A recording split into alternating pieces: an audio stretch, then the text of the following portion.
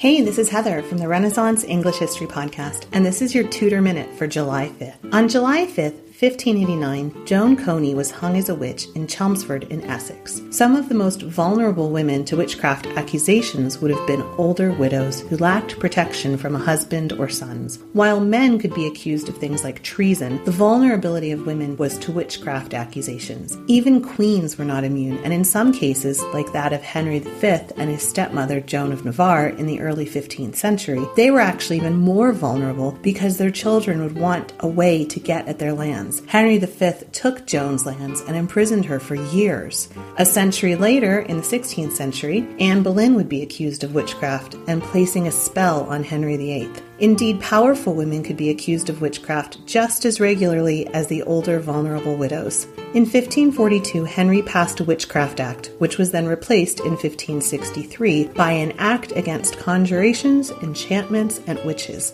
and the Elizabethan authorities were growing fearful of magic and witches during this time period. Joan, who was hung today, July 5th, was said to be 80 years, so about 80. Her grandchildren gave evidence against her, saying that she had gone to a Henry Finch's house, asked for something to drink, but Henry's wife was busy and told her she couldn't give her anything to drink. So Joan went away, angry and discontented. That night, Finch's wife got sick and had a terrible pain in her side, and she died a week later. That was enough to damn Joan, with the evidence of her grandchildren, who were about 12 years old, and Joan died today, July 5th. That's your Tudor Minute. Remember, you can dive deeper into life in 16th century England through the Renaissance English History Podcast at englandcast.com.